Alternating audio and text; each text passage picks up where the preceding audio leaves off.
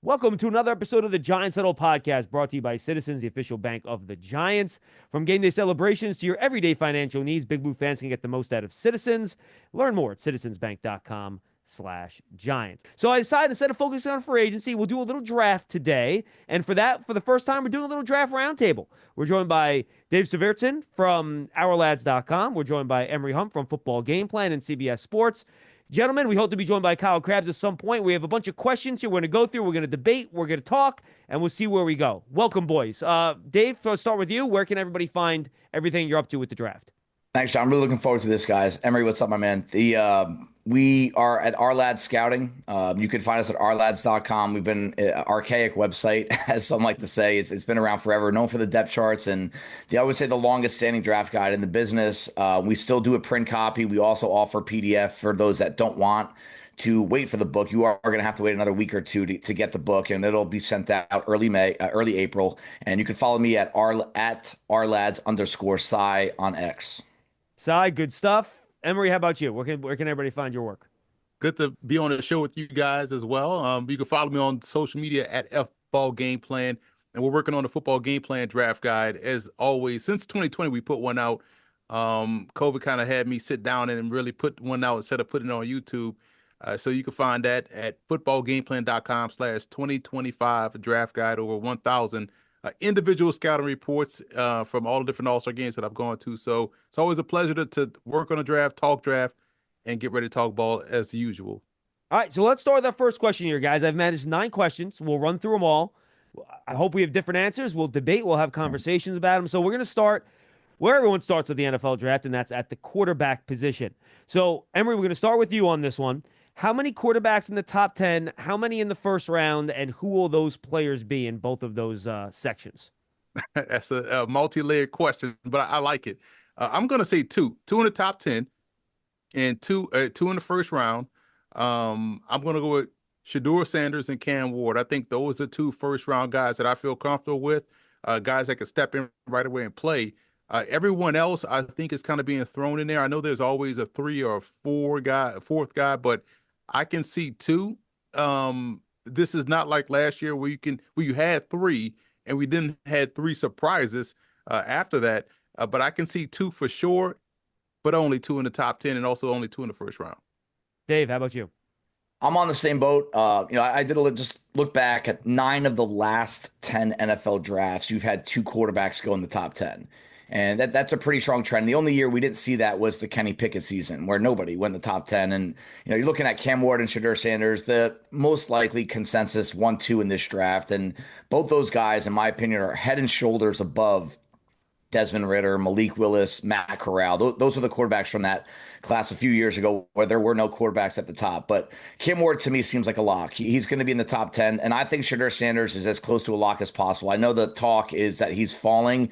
I don't see it. I also don't see a league in terms of the amount of teams in the top 10 that need a quarterback.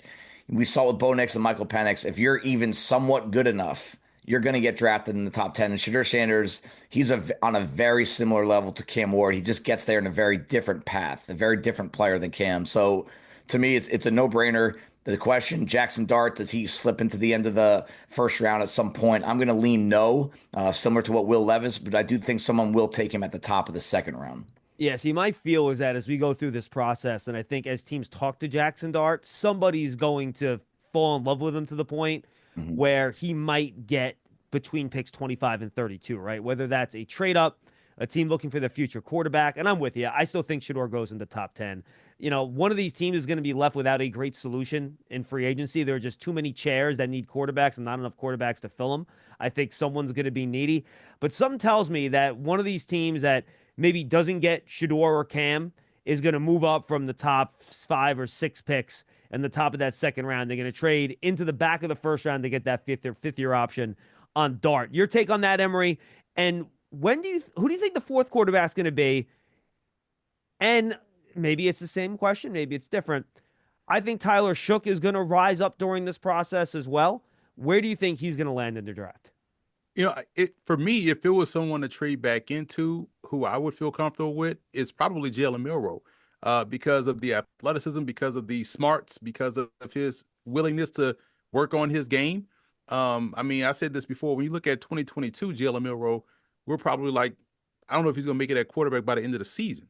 And then 2023, they had the whole fiasco where they bench him for the South Florida game. They had a dogfight with South Florida, and then they come back to start him the next week. He goes on a tear, looks completely different, leads him to the SEC title game, beats and outplays Carson Beck in Georgia in the SEC title game, and gets him to the postseason, to the playoffs. And so this year you're breaking a new coach. So the offense is a little bit up and down. Same number of touchdowns, but you had more turnovers. But again, you win the Campbell Award playing quarterback at Alabama, playing at a high level. That says a lot about your dedication, your commitment to excellence, so to speak, and also keeping the main thing. And I like the fact that he's coachable and everything that we've been hearing coming out of the combine. And I knew this was going to be the case. Interviews well, killing the interviews. He's well, a great kid. Yeah, for a guy that just aced the camp, that's the academic Heisman. That's why schools make a big deal out of you become a semifinalist, which is crazy. So I would take a chance on him because you can slow play him and groom him to be what you want to be. I don't know if teams are that high on Shuck, more so than guys that have upsides. But anybody else that could potentially find his way back in based on how he answered questions at the combine is probably Quinn Ewers. Knowing that he wasn't healthy for 7 games out he said 2 to 3 games he was healthy, then he was hurt the rest of the way. Now, granted, that's a lot to overcome because even when he was healthy, there are some questions about his tape. But this is one of those guys that in high school recruiting has done a good job of kind of filtering guys up to the pros. So he's been highly touted and highly thought of for a while. It'll be fascinating to see what has transpired since he let it be known about the injury. Sarkisian let it be known about the injury. And that's where I think someone like him, more so than Shuck, could kind of creep up in that round 2 area. I like shooting for the moon with Milroe. I think that is I think you have to be ready to sit him for 1 or 2 years in order to get the most out of him as a passer, but I'm with you. The upside's there. Who is your kind of sleeper day 2, day 3 quarterback, Dave? Yeah, I was going to say Milroe, and I kind of just want to feed into the idea that he's been such an up and down evaluation but this is what we said about him over the summer. He's the only quarterback in this entire class that has an electric trait. I mean, his ability to run is truly elite. We are talking Lamar, Vic, that kind of caliber of a runner. And when you know that, it's like, can you get him to a 7 out of 10 passer? And if you're confident you can do that in time, using a second round pick on them, it prevents the pressure from putting him on the field too early, similar to what Philadelphia did with Jalen Hurts.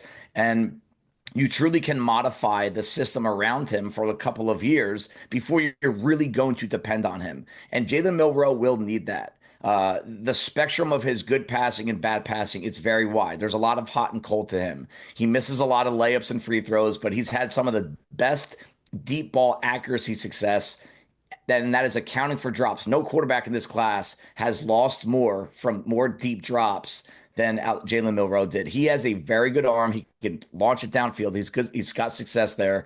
But again, it's going to take time because he needs to clean up the fine points to that game. But he's also very usable while you also develop him. He could be a third down running option for you. You can give him 5 to 10 snaps a game, even though he's not your starting quarterback. And that is kind of like as much as I've been up and down on him, he's still a guy that's so intriguing in that second round area above Shuck and Ewers, who both have significant durability concerns.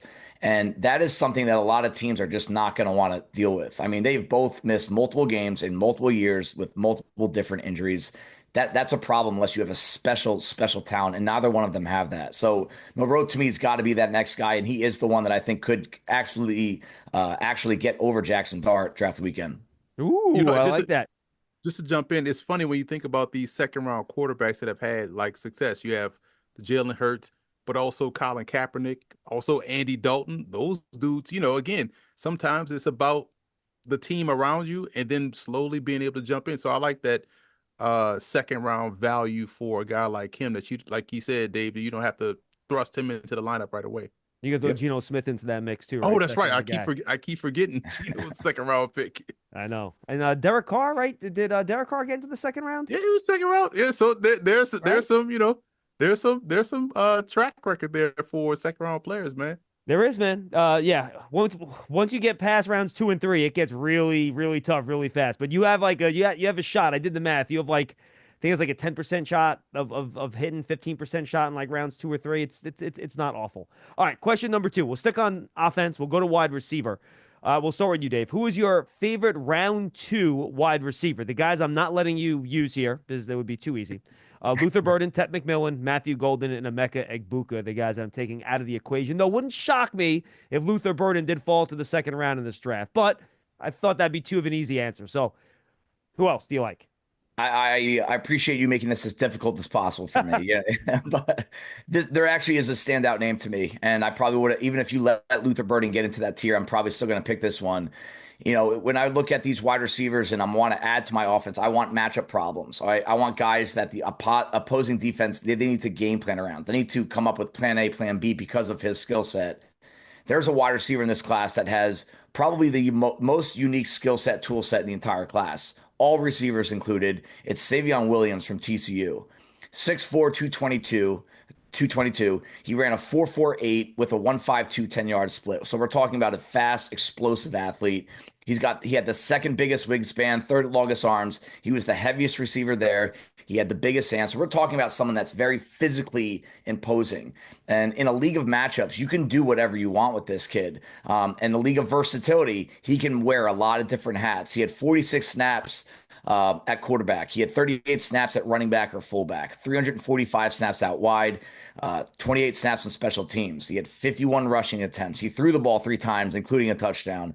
He increased his production as a receiver all 5 years he was at TCU. You're going to look at 611 yards, 6 TDs, and you're like, he wasn't that productive, but he caught 75% of his contested catches over his career. And that was number 1 in the country among wide receivers with over 65 targets. And that to me is what made Rome Odunze special. And he's not as polished as some of these other guys. He's not as crisp with his route runnings. There is some work that needs to be done there, and he does drop a lot of passes. That is the one thing that prevented me from putting a sure thing first round grade on him. But you don't make guys like this that can do everything. He actually could be your basement for him. That the comparison a lot of people like to use is Cordarrelle Patterson, former wide receiver that really turned into a pretty solid running back and a versatile piece. That is Savion Williams' absolute worst case scenario. That's his starting point, in my opinion, because he's going to be able to do so many different things for your offense, and he proved that he can do it. And if he hits just 80% of his potential as a wide receiver, he could be a really good number 2 at the next level. I like that. And I think that's a name that hasn't been talked about a ton, Dave. I like that one. Emory, who's your guy? Yeah, I was going to go with that, but I was like, I've been talking about this dude for, the January, the whole cycle. So I got to stay away from him because I look like his agent. But you get frustrated watching all those TCU receivers. Like, man, how did he win more games? He got all good receivers and good tight ends. But that's a good one. I will go with Alec Eyimanor of Stanford. I like him as a big inside receiver, someone that can play that Puka Nacua role, kind of underneath, but is very good after the catch. I know he's a track guy, but doesn't play fast like that. But he's a strong physical after the catch receiver. Could be a quarterback's best friend. He was at Stanford. I just like the fact that he could play inside or outside. So for me, second round, maybe, if it's day 2, I have a little bit more gray area right there, but I do like him coming out of Stanford. All right, I think he ran under a 4.50 in the 40 at the combine, which I think was a very good number for him given his height and weight, which was nice. All right, staying in that category, I'm going to throw 2 names out. They played for the same team. If you guys had a blank slate, not trying to fit a specific role into a team, who do you guys have as a higher graded player? Jalen Noel or Jaden Higgins from Iowa State? Which one of those guys would you like? Emory, why don't you go first on this one? It's funny because I grade them as 2 separate. I grade one as a flanker, one as a flanker Z, and one as a split, right? But I was impressed with Higgins' quickness, but I'm gonna go Noel. I like the way he plays. He just plays a pro game. Kind of reminds me a lot of, not a 1-to-1, but someone like an Amon-Ra St. Brown. Just a tough physical guy, good rack guy, has a great sense of timing. I keep thinking of the Iowa game, how he made the play to break that game open for Iowa State. So I will go Noel. How about you, Dave? Noel's one of my top 5 receivers in the class, so I can't take him out of that. I mean, I actually have a late first round grade on Noel, and I believe he is the kind of receiver that needs to be put in the right system with an accurate thrower, 29-inch arm, small catch radius. But So you just got to be pinpoint with him. But he is probably one of the best combination of acceleration, deceleration of the top 15 wide receivers in this class. I mean, he can just stop and go on a dime. We saw that in Mobile. I just couldn't get my eyes off of him. How easily he can get open on any sort of route. And some of the plays he made near the boundaries, one-handed catch, turning back, the body control is so elite. And then I did not even expect to see what he did at the combine. I mean, did we see what he did there? I mean, he ran a 4.39, 23 bench press reps. Not a big deal for wide receiver, but I think it's a pretty cool flex. 6.823 cone, 4.17 shuttle, jumped over 40 inches, over 11 feet in the broad jump. I mean, that is elite, elite, elite across the board. And yes, he doesn't have the biggest frame, but this is a guy that I think is, and I think he actually returns to the return. He can actually add to the return game as well. So this is someone that can contribute immediately. The one thing you like about Higgins is that the radius is so big, he can kind of make up for some misplaced balls. But I saw a lack of separation downfield with him, and I think Noel didn't have any problems there. I think with the way the NFL game is going now, you kill people short to intermediate. Noel's really, really valuable. Huddle up, get in here. If you're lined up here, you got to go over the middle with it to score. Right. How do we make that happen? I don't know, but Citizens does. Make sense of your money with Citizens, official bank of Eli Manning. Yeah, and I think, the 194 pounds at the comma doesn't jump off the page, but then you look at it 5'9", 194, he's a very solidly built guy, and he's not a quicker than fast slot either. You watch his tape, he's a vertical guy. He gets over the top, he can run. I was not shocked by that 40-yard dash time. That shows up on tape. So I'm with you. Those two guys literally are like next to each other on my wide receiver board. I think it's a very interesting debate, and it's all about the type of receiver you're looking for, not necessarily which one is better. All right, question number 3. Emory, I'll let you lead off on this one. What tight end and running back will be left on the board on day 3 that will give a team great value? I choose day 3 because I think these are two of the deeper positions in the draft class. It's funny because as I'm grading film, you reach that moment when you get to a prospect, you look around like, I can't be the only one that noticed this, right? Like Mason Tharp of Texas Tech, like this dude 6'9", it can run. So like, why is no one talking about Mason Tharp out of Texas Tech? And the way he plays inside the red zone is phenomenal. He plays 6'9". If you had a Harold Carmichael in today's game, it looked like Mason Tharp in terms of how he goes above the rim and plays with great fluidity for a guy that's 6'9". You know what I'm saying? So he's the one I think that someone's going to find use for him. Don't let Sean Payton get him. And the running back would be Jaquindon Jackson out of Arkansas. I'm a big fan of this game. I just like how he runs. His eyes is always where it need to be. They're tied with his feet. He reminds me a lot of a diet Matt Forte. Forte was a little bit faster, but Jaquindon just sees it front side to backside, always picking the right hole in zone, can catch the ball out of the backfield, good size, 6'1" and a quarter, 225, butts up in protection. So you can keep him out there. I think he would be a perfect leadoff guy or a closer. So either one of those two in a run game, you kind of in safe hands with Jaquindon Jackson out there. I like it. How about you, Dave?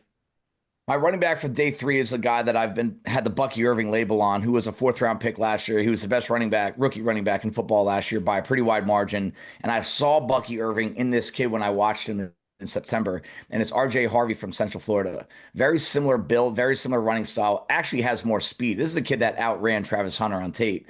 Went out to Indianapolis, ran a 4.4, did not surprise me. But I think he has that Bucky Irving dual threat approach where he can truly be your number 3 option in a pass game, but he's also going to be a really solid number 2 in your running game. There's just so many different ways he can make it work for an offense. My tight end is from Texas, Gunnar Helm.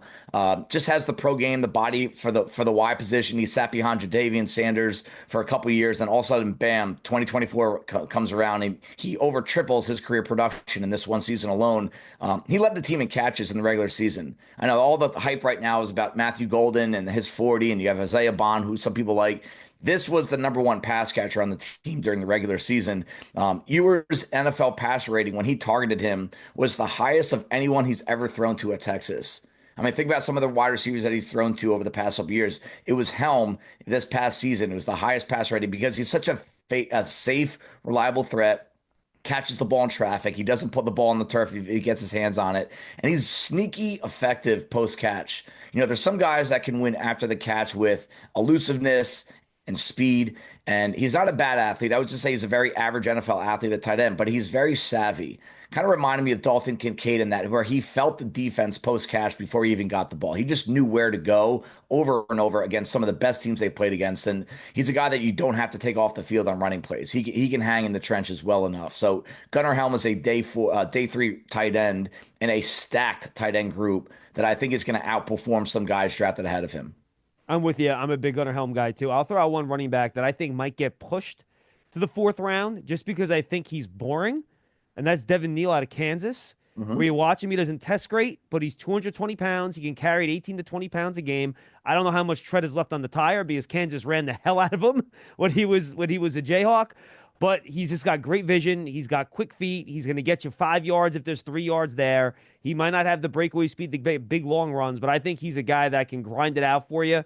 That could get pushed down to the 4th round due to the depth of this class and the fact I'm not sure if he necessarily has a trait, guys, that is going to make NFL evaluators say, wow. Yeah, it's interesting because when you there are some things with him where you're shocked that he's 215 plus because at times he doesn't play 215 pounds. He plays smaller than that in the sense that he goes down a little bit too easily. I thought this year he got better in that regard, started to run through some of those arm tackles. And he has the complete game, catch the ball well. We know he can run the ball well. Shows effort in pass pro. That's all you really can ask for as a running back. And so he does have some things, but it shows you how deep the running back class is, where you're talking about a guy like Devin Neal, RJ Harvey, on day 3, where it's just like, man, this somebody's going to get increase the depth and talent in their backfield this season for sure. Yeah, and throwing a guy like Bashal Tutin from Virginia Tech, he's in the RJ Harvey category to me. Same type of smaller, but compact and strong, explosive runner that I think can do a little bit of everything. All right, let's go to question number 4 here, guys. Who is your favorite healthy cornerback in this draft? And there's not a lot of them. Not named Travis Hunter, Will Johnson, or Jahdae Barron, and you can give me one outside and one slot guy, Emory. I love that you put the healthy in there because I feel like all these dudes banged up. Sorry, Siobhan Ravel. Sorry, Benjamin Morrison. Right. Nope, can't go there. I will say inside, even though I think nowadays these guys are showing they can play outside too, but just for the sake of the conversation, I'll go Upton Stout, Western Kentucky. Love that he was draped on every receiver at the Senior Bowl. Played up to the level of competition and took it personal that guys wanted to challenge him. We saw that last year with Quinyon Mitchell, where he's coming from the G5 and putting it on for that particular subsection of program. So I like him. But also, I'm still a big Kobe Bryant fan. I think Kobe, I was shocked that he came in at his height and weight. Because if you told me he was 6'1", 215, I'm like, yeah, that checks out, right? That's just how he plays, right? He plays bigger than his size, plays faster than his speed. And he just plays how cornerbacks used to play, just brash, feisty, attacks the ball, great ball awareness, ball skill. He was great at the Shrine Bowl, man. He was over awesome. Those receivers. So guys like that, I'm always gamble on to take a chance on because I think they just play the position how you want it to be played, regardless of measurables and timing. Dave. My corner that caught my eye leading up to the Senior Bowl is when I really started diving in. I usually get a late start on the DBs, and then it was Darian Porter from Iowa State. This is a guy that is probably going to have the best height, weight, speed combination of all these cornerbacks. 6'3", 195, 33-inch arms, 80-inch wingspan. For those that don't know averages of positions, that is like off the charts for size of a corner. And he crushes agility drills. There are some issues with tightness, as most high-hipped corners are, but he's a guy that is truly, you're afraid to throw the ball in his direction. Kind of like a Tariq Woolen type. And he's just so big. His 3-cone was crazy, dude. His 3-cone was, for a guy that size, his 3-cone was nuts. And I think I went back and watched more Iowa State. I can't believe how much Iowa State I've watched this year, by the way. But, then they have a quarterback next year we're going to be talking about, I think, too, Rocco Beck. But he allowed one catch every other game, basically, this past season. I mean, he was lights out. He had a 4.7 passer rating when targeted. I mean, that's an unheard of number. And he's a guy that I think is just scratching the surface of understanding how to leverage his strengths and hide some of his weaknesses. And you could just see the development over the year. You could see the development over the pre-draft process. And then he puts together, and this is one position I do care about measurables a lot at corner. It's never an end all for any spot, but I do care about the speed and agility numbers of a corner, especially when you're at this size. I mean, someone's going to get, once these defensive backs coaches get involved in the scouting process in the coming weeks, somebody's going to be drooling over this kid. I think he's going to go a lot higher than what people think. How about inside corner? I like the kid Jabbar Muhammad from Oregon. Just a really highly experienced player. He played almost 2,500 snaps in college. He broke up 22 passes over the past couple of years. Played on a lot of good football teams. He's definitely a nickel only, but he's tough. He's kind of like hard nosed, and that's the one thing when I'm scouting nickels now. The teams are exploiting how much and defenses are putting that extra DB on the field. Like, you got to be at least somewhat of a factor as a run defender. He's never going to be a big, stout guy. He's small. He's really small frame, 5'9", I think 185, but he's tough and he tackles and he'll mix it up, and he showed a lot of ball skills. So that's a guy that I think he's more of probably an early day 3 type, but I think he can end up being one of the better nickels that come out of this group. I'm going to throw 2 names at you guys. I want to get your take on them. Jacob Parrish is a guy who did really good at the combine. He did. And I think he's a fun guy to watch on tape. And then what are your guys' thoughts on Trey Amos? I found a lot of fans of his when I was in Indianapolis asking around. I have not done my tape study on him yet. Emory, give me your take on those 2 guys. I love Parrish, by the way, but I'm smiling at Amos because yet another Louisiana Raging Cajun got out of our grasp. Like, he started with us again. If we look at the amount of guys that we had in our program that has left and gone on to be high draft picks, it's insane. You know what I'm saying? We're legitimately a Power 5 program just tucked away in a G5 conference. So I'm off my soapbox, but that's how I feel about Amos. Amos was outstanding early in the season, early in his career. And I knew he was going to be one of those guys to leave.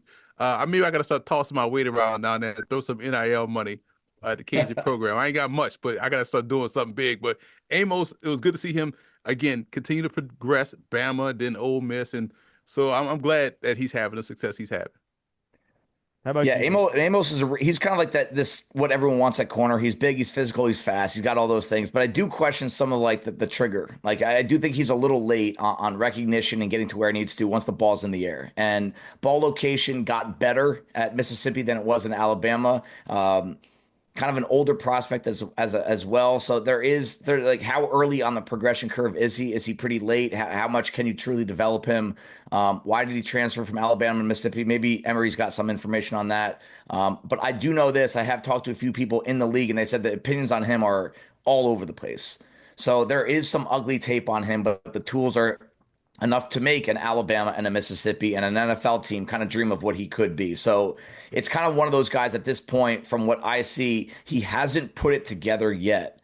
And you're just going to continue to wish and hope that he does. And I think that's where teams are going to have to weigh, what round do you take a guy like that at a position that it's really hard to develop at the next level. It's really hard to find corners. It just is. I'm sorry, David. I'm sorry. No, you're good. What were you going to say? I was going to say Porter's the same way, right? He's an older guy, but he's only played 1 year at corner. Yep. So you wonder what the developmental kind of path is for him too, right? Yeah, and the difference between the two is just that the tools are just like next level with Porter. Where Amos, they're good, but he didn't jump out of the building. 32.5 vertical is actually pretty low for a quarterback. And I actually, the notes I have on him is I question the acceleration, the ability to get out, and once he recognizes. So I'm a little lower on Amos than most, but I do know that there's going to be someone that does like him enough to draft him high.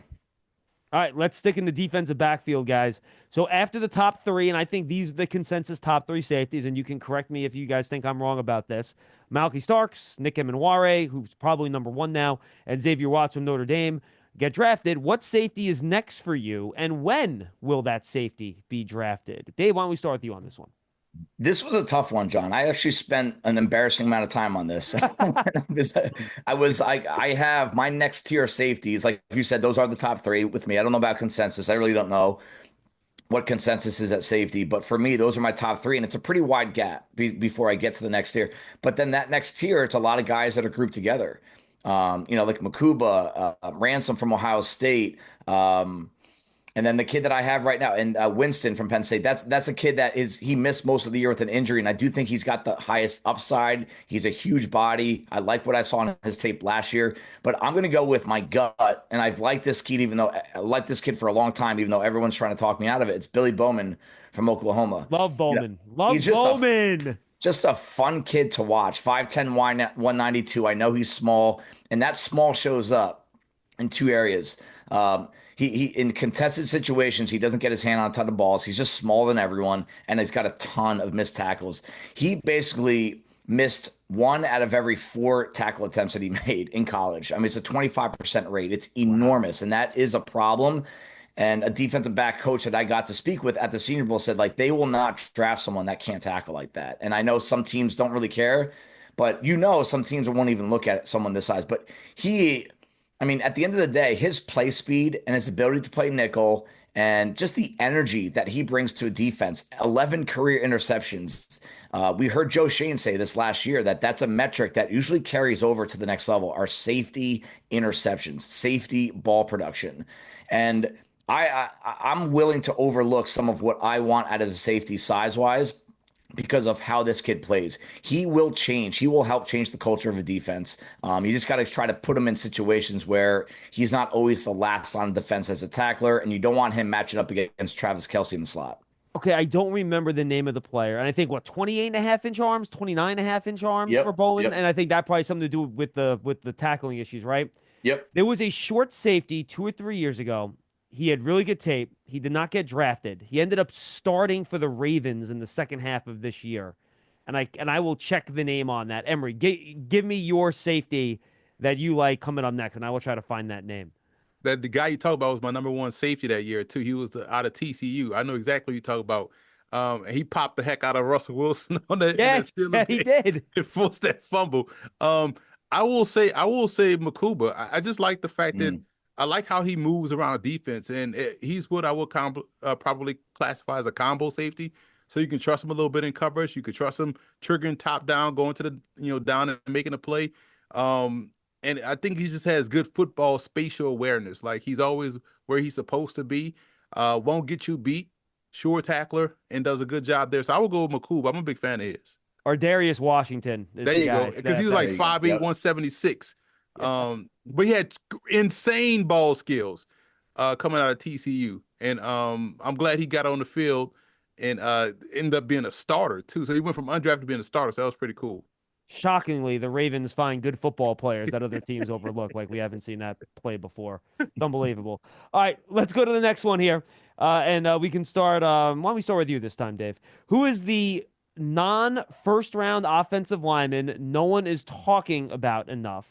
You can have 1 guard, 1 center, 1 tackle. You can split this however you want, guys. So the guys I want you not to use, because I think, again, a little too easy, is Will Campbell, Armand Membu, Josh Connerly, Simmons from Ohio State, Kelvin Banks, Gray Zabel, and Booker from Alabama. So who's your next guys up at offensive line there, Dave, that you think are habitually underrated out there that you're a big fan of? So if this answer is not good enough, I'll give you another one. I have a plan B here because I feel like I'm cheating when I say this because I personally have a first-round grade on Donovan Jackson from Ohio State. No, that's fine. I do think that this is a kid that is a first-round caliber player, and what he did down the stretch at left tackle. Yeah. I mean, I don't think Ohio State wins the national championship without Donovan Jackson and what he did. And I remember when they put him out there, I said, man, they don't have anything better than that. They're screwed. I mean, this is going to be a huge issue. And I'm a huge Josh Simmons guy at left tackle. He's going to be right up there with the top tackles in this draft. And Donovan Jackson played at that level.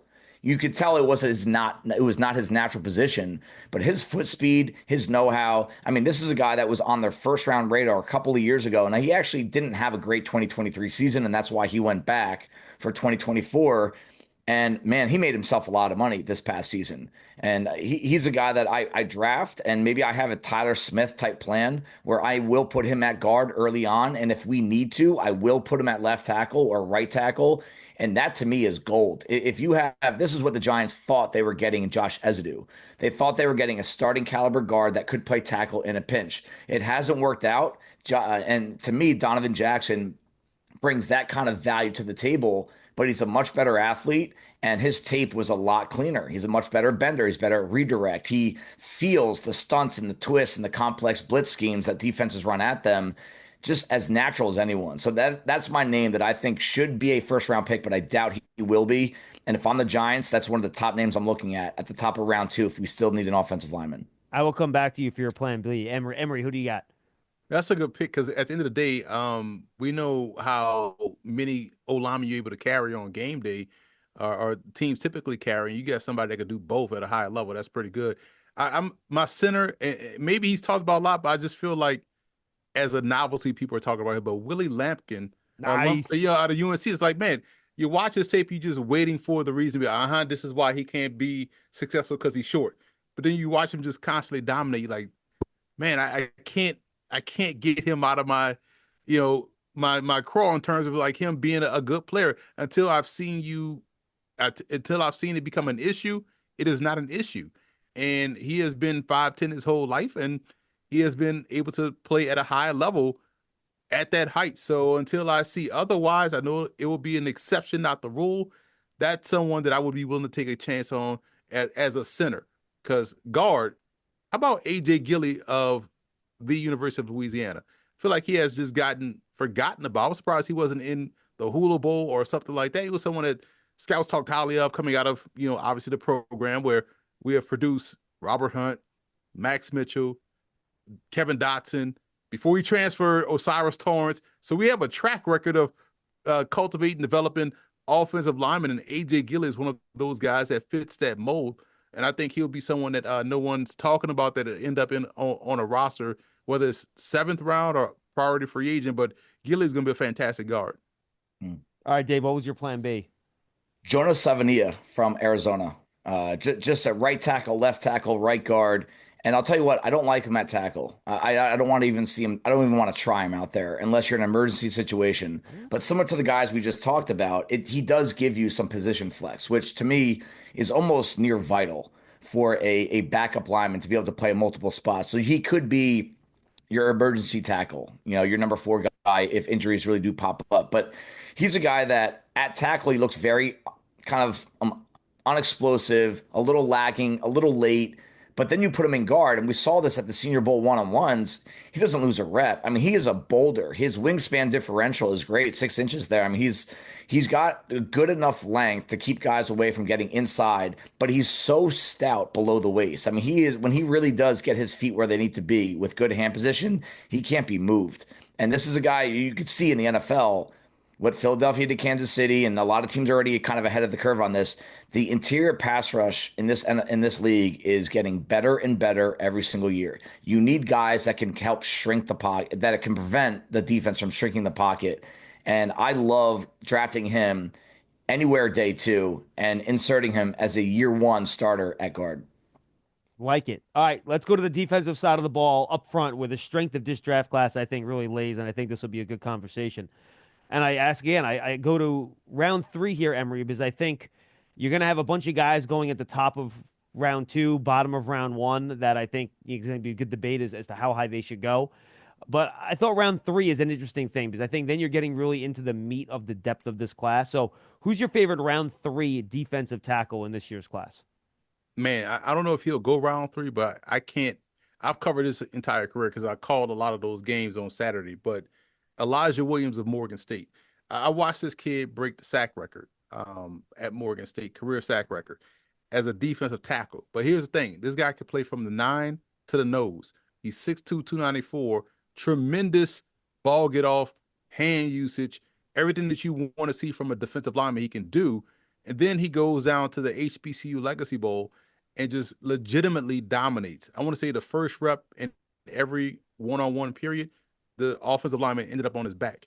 And it just became comical. It's like this dude's about to blow this dude up, and next thing you know, he moved the guy from tackle to tailback. You know what I'm saying? So you have that type of ability. Scouts are very familiar with him. They kept coming in out of the Baltimore press box at Morgan State.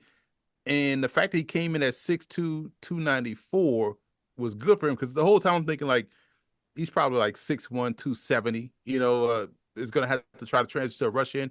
Nah, 6'2", 294, great quickness, great burst off the ball, has a plan of attack when he rushes. And he was dominant at Morgan State. And you go back and watch their games against, FBS competition. He popped up consistently and made plays. So Elijah Williams is someone I just wanted to bring up because that's the guy that I think a lot of people are sleeping on. If you want to know how to manage 2 minutes of crunch time football, I'm your man. But if you're wondering about a long-term financial plan, you should talk to Citizens. Hey, I can also talk lawn care. I'd like to learn about a mowing routine. Yes, I knew I could help. Make sense of your money with Citizens. Nay, look, and that's why I want to bring you guys on, because you guys dig deep, and that's a name we have not talked about a ton yet, so I'm happy that you brought him up. How about you, Dave? Yeah, round 3, I'm looking at Riley Mills from Notre Dame, 6'5", 291. He's been up and down in weight multiple times. Notre Dame asked him to put 15 pounds on, then they asked him to take 10 pounds off. They're changing up his alignment. And part of the reason why he can play anywhere on the defensive line. I'm just looking at the numbers that I have on him of where he lined up. I mean, he's 195 off the edge. He's 296 over tackle, 1372 as a 3-tech. And that is primarily, you're going to probably play between B and C gap. And he is an excellent run defender, but he's been over 10% pressure rate 3 straight years. And his athletic tools, we didn't get to see it in Indianapolis because he's still recovering from a late season injury. Hope to see him at his pro day. But he truly is one of the best athletes in the class. And he's got really heavy hands and he knows how to play the game. I mean, when I'm doing his scouting report, I have his scoring sheet right in front of me right here.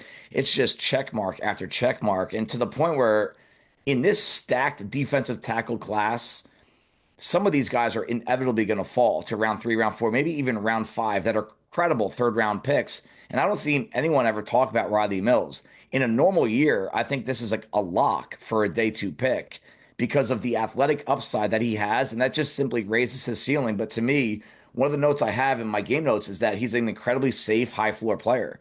So you're talking about someone that has the high ceiling because of the athletic gifts and the ability to drop and add weight, play different positions, but he knows how to play the position already, run defense, pass rusher, everything. To me, he's just a safe. That's what I want out of a 3rd-round pick. I want a starter that, yes, maybe if he hits his upside, he could be a stud, and that's where a lot of teams miss out. Rounds 2 and 3, you got to build the nucleus from those 2 rounds.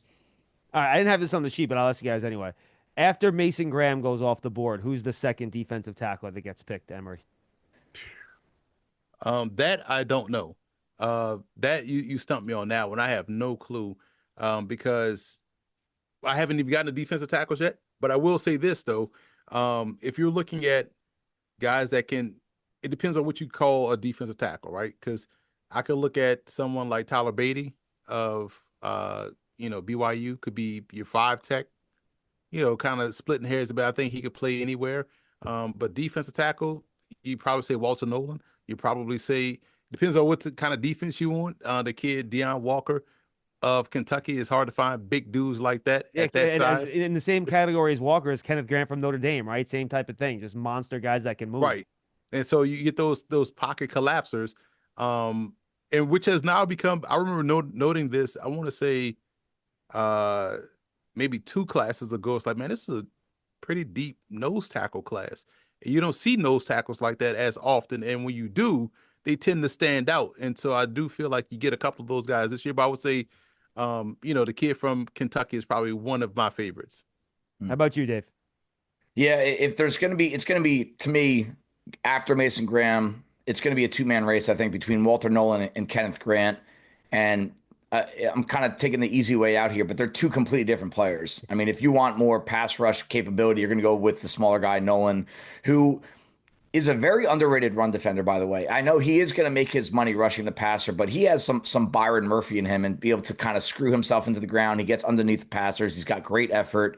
But Kenneth Grant, to me, is similar to a recent evaluation that I had on Dexter Lawrence. It was a guy that is just massive. He doesn't really know how to rush the passer yet, but he's just so big and so physical that he can rely on that. But if he does take the Dexter Lawrence type ascent with his ability to use his hands and play under the pads of others, he has that kind of upside. And that's the name it's so funny to me that I kept on coming back to Kenneth Grant, Mason Graham of Christian Wilkins, Dexter Lawrence. Like Christian Wilkins is Mason Graham. He's going to go higher than Kenneth Grant, but Kenneth Grant's ceiling is much higher.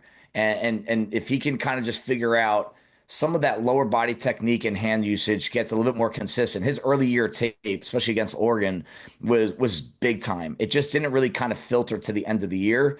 So that's the kind of guy that if you want size and upside, you're going to go Kenneth Grant. If you want, hey, I want year one pass rusher, it's going to be Walter Nolan. Nah, I like it. All right, 2 questions to go here, guys. Emory, we'll go to you on the last one. So, Dave, we'll start with you on this. What edge player will get picked outside of the first round that will outperform his draft slot? So I have a guy. It's a kid that I've watched. I actually wrote him up last year thinking he would come out. He is going to be a little bit of an older prospect. I Well, think let me he'll turn guess. The Louisville defensive lineman. very close, very close. Damn. But he almost went to Louisville instead of Miami. It is Tyler Barron from Miami. He started off at Tennessee. Actually, didn't he start? Oh, he might have started off at Louisville. That's what. But 6'5", 258. His speed, his burst, his bend, it's all there. And you see it right away on tape. And I saw it last year. And that's why I actually thought he might be a first rounder last year. Didn't really kind of pan out, but he's very productive. He had 48 pressures on just 251 pass rush snaps. Like that rate is incredibly high. You're talking about per rush analytics that are right there with James Pierce, Umani Mielen from Mississippi. He's above Mike Green. He against better competition. He defends the run. I was really surprised to not see a little bit more attention his way throughout the end of the year because he produced. He played at a really high level in the SEC, levels up to the levels down a little bit to Miami and tore it up. It just there wasn't a lot of attention on that Miami defense this past year, but he is a year one contributor at the NFL. And understandably, by the way, so many times Cam Ward had to come back in a lot of those games and put up a 40 spot to win. So I get it. Emory, how about you? I would say Steve Linton from Baylor. What's unique about him is the fact that it's all like when you guys are watching. When I say guys, I'm talking about you out there as the fans are watching a game on television. You're seeing it a little bit on tape delay, right? It's like 4 seconds in case something crazy happens. But when you're watching the truck feed, you're seeing it real time. And so a guy like Linton is seeing the play and getting there real time. It's like he's seeing the game real time. And it's just a fluid movement. It's just see the ball, go get the ball, all of those type things. It's just remarkable to see because you rarely see that level of instincts coming from a lot of linebackers. A lot of guys got to, they process before they go, but he is processing it along the way. And he has good length. He plays fast, finds a way to be disruptive, fluid to drop back in zone coverage. So someone like that, he plays longer than what he is. I know he came in at 6'3", but he plays like he's 6'5". He has, he's kind of has a weird build to where he's longer than he looks. I like his fluidity. I just love his athleticism. I like that he's disruptive. I like that he sees it as it's processing, as he's consistently going toward the football. I like it. All right. Final question here, guys. And Emory, we'll start with you. What would the Titans do with the top overall pick? Man, they can't play around, man. Go take the quarterback. Like we all watched the Titans play football last year. Like, bro, y'all need a quarterback, man. I don't care which one you take. Like at this point, I don't care which one you take. Just take one because you need one, and both are pretty good. Both can fit your offense and do what's necessary to help you have success. Because I personally, just like I feel like the Giants, they're not as bad as their record indicates. I said this last year about the Commanders when they day 3 when they took on day 3, but they had obviously taken Jaden Daniels. I took them as my team to go to the playoffs based off that one pick because I knew Washington wasn't as bad as that record as the number 2 pick indicated. The Giants are in a lot of games. The Titans, you could pinpoint 6 bonehead plays Levis made. That's 3 wins right there. And now we're having a whole different conversation about the Titans probably getting that 7th seed, right? So they're not as bad as the record indicates.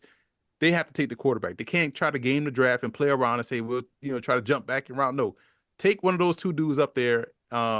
Write both names on the card if you can, see if you can get away with it. But do what you can to get one of those guys. Dave, what do you think? Yeah, I mean, it sounds simple, get the quarterback. And maybe we overanalyze it. Maybe there's too much time for us to think about this. The only counterpoint I would say to taking a quarterback is, are you confident you won't be in a position next year to take a quarterback? And can you get a king's ransom for trading down? Because if you have a couple of teams that want to compete to trade up to number one, the Giants being one, where you're not going to fall down that far and you're going to guarantee you can still get a Travis Hunter or an Abdul Carter at number 3 overall, but also take in all that capital for next year's draft, which I know this is one of the evil lines to say this time of year, but I do think the quarterback group next year is going to be a little bit more impressive than what we're looking at this year.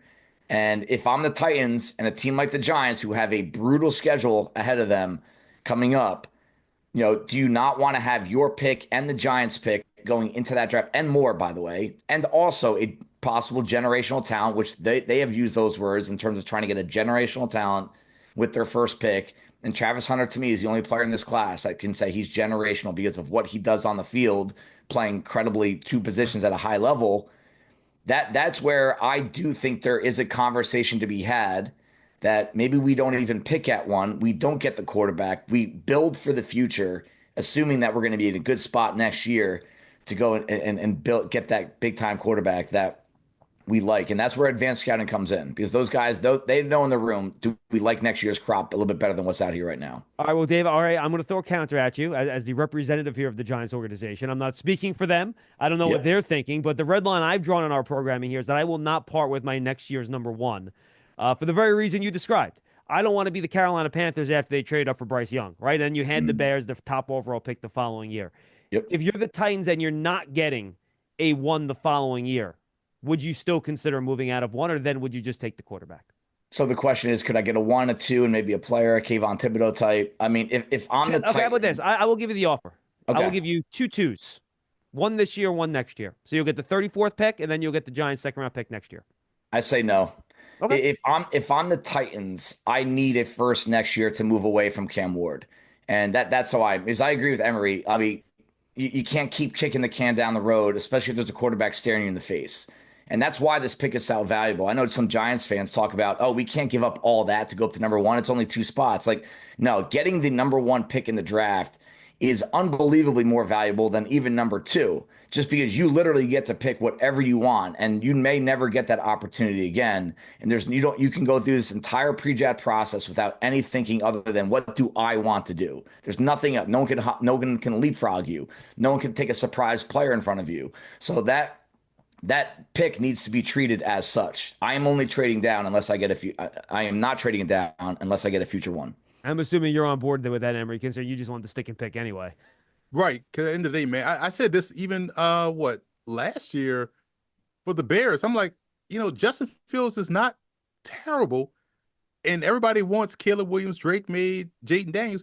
I can get at least half. If New York wanted to come up to 1, I could have got at least 3 of the 5 boroughs easily, for that number 1 pick, right? Staten Island for sure. Easily Staten Island, you know what I'm saying? And Statue of Liberty, even though it's in Jersey. But I would have. So it's like, I can understand the value of the assets, especially when you look at what they've done to build that team in Chicago. Man, they could have really quarterback proofed that roster. And if Tennessee feels like they can get that from a team, if you're not talking 1, we're not talking at all. You know what I'm saying? Like, I instantly just hang up the phone when you said, well, we're going to start at 2. Like, nah, we're not. Nah, this has to be something, or, then you give us neighbors, something right. that has to be something enticing for me to stay on the phone call. Nah, dude, I get it. All right. Thanks, guys. This was great. Emory, tell the folks where they can find all your great content, anything you have coming out that you want people to keep an eye on. Follow me on F-Ball Game Plan on Twitter, X, whatever you call it. Catch me on CBS Sports HQ talking draft all throughout the other leagues that are coming in the spring as well, too, UFL, CFL. So I'll be all over CBS Sports HQ, and go pre-order the Football Game Plan Draft Guide at footballgameplan.com/2025 Draft Guide. Dave, how about you? Yeah, OurLads.com. If you guys want, we have that draft guide as well. You can order that top left of the screen, but we also have a newsletter that goes out 3 days per week. You can find the link on the front page of the website. It's free. You sign up, you put your email in there, you get an email from me Monday, Wednesday, Friday, different themes, mock draft themes, pro day themes, free agency themes. It's not just the draft for us this time of year. So that would be awesome if you guys subscribe to that, and you'll hear plenty of updates at OurLads_Sci on X. Guys, this was great, and that's another episode of the Giants Huddle podcast brought to you by Citizens, the official bank of the Giants. From game day celebrations to your everyday financial needs, Big Blue fans can get the most out of every moment with Citizens. Learn more at citizensbank.com/Giants. For Dave, for Emory, for Kyle, who did not make it because his kid got sick at preschool and he had to run to go get her. Sorry, Kyle. I feel your pain as a father of 2 young children. We'll see you next time on the Giants Huddle podcast.